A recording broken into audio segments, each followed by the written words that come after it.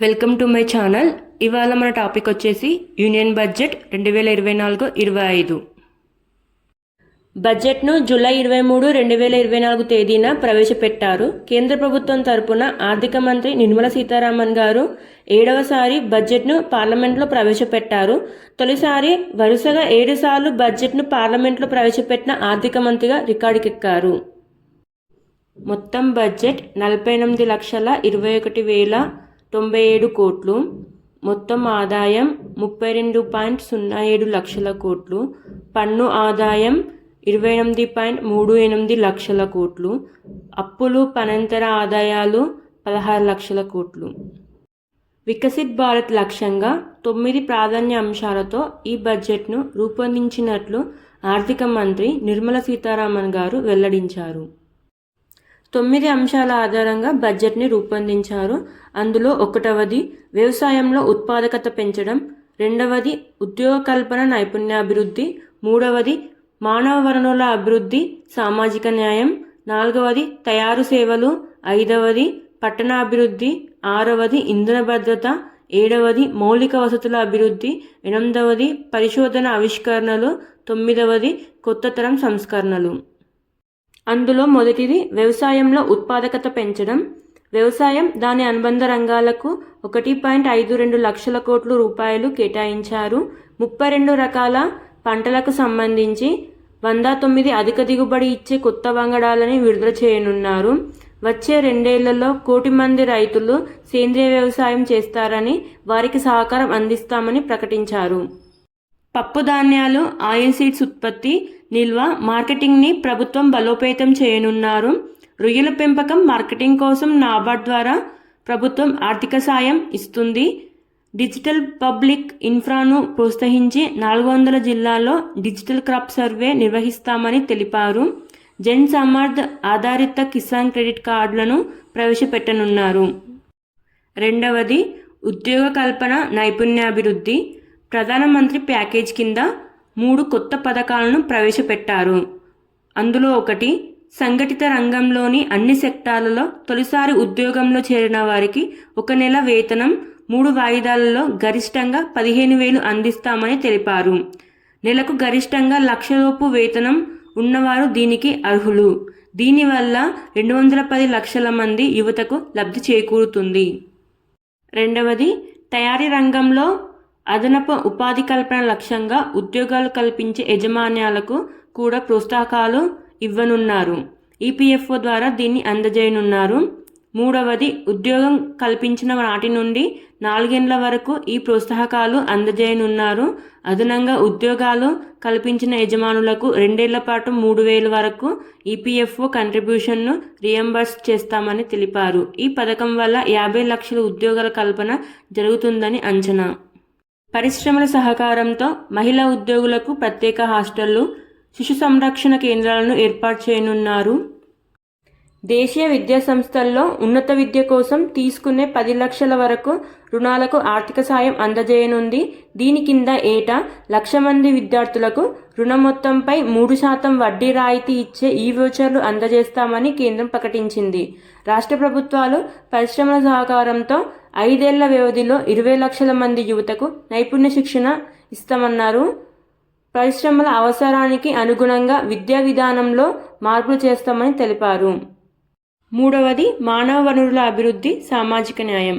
పూర్వోదయ పథకం కింద బీహార్, జార్ఖండ్, ఒడిశా, ఆంధ్రప్రదేశ్కు ప్రత్యేక ప్యాకేజీలు ఇచ్చారు.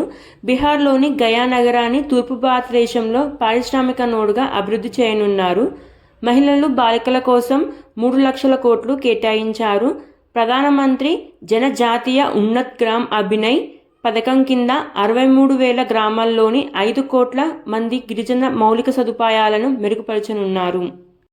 ఈశాన్య ప్రాంతంలో ఇండియా పోస్ట్ పేమెంట్ బ్యాంక్ 100 పైగా బ్రాంచ్లను ఏర్పాటు చేయనున్నారు.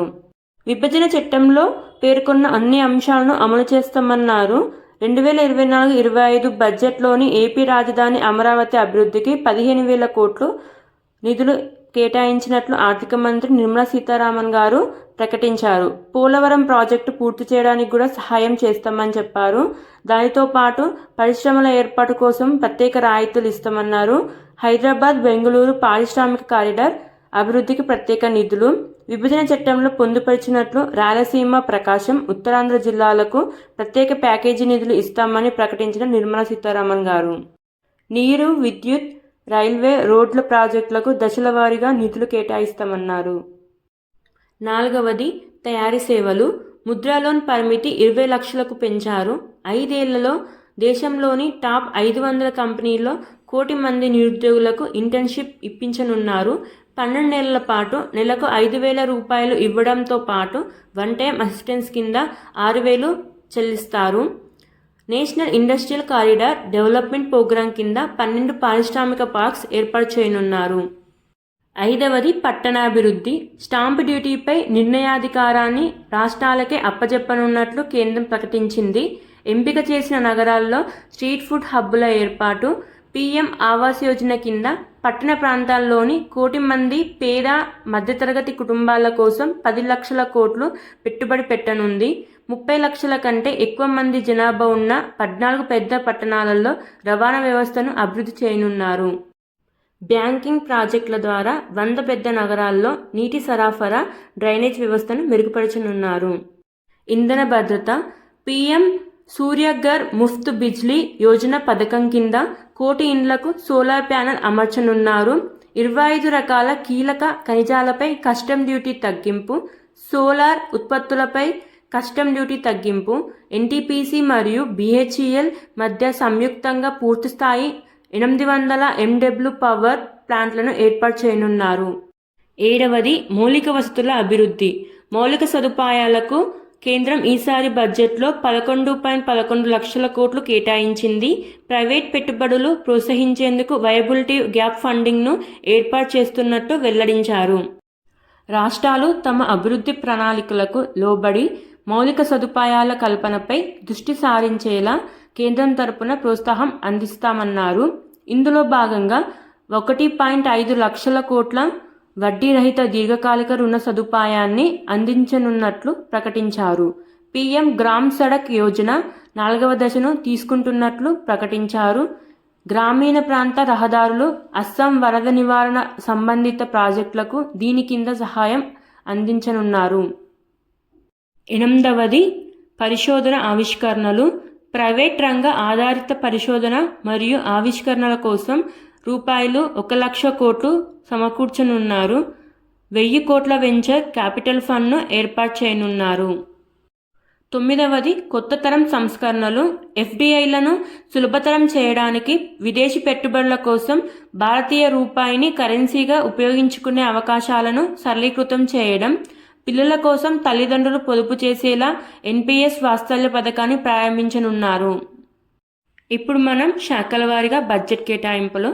రక్షణ శాఖ 4,54,773 కోట్లు. గ్రామీణ అభివృద్ధి శాఖ 2,65,808 కోట్లు. వ్యవసాయం 1,51,851 కోట్లు. హోం వ్యవహారాల శాఖ 1,50,983 కోట్లు. విద్యాశాఖ 1,25,638 కోట్లు. ఐటీ మరియు టెలికాం శాఖ 1,16,342 కోట్లు. ఆరోగ్య శాఖ 89,287 కోట్లు. ఇంధన శాఖ 68,769 కోట్లు. సాంఘిక సంక్షేమ శాఖ 56,501 కోట్లు. వాణిజ్య పరిశ్రమల శాఖ 47,559 కోట్లు. Thank you for watching. ఇలాంటి మరిన్ని వీడియోల కోసం సబ్స్క్రైబ్ చేయండి.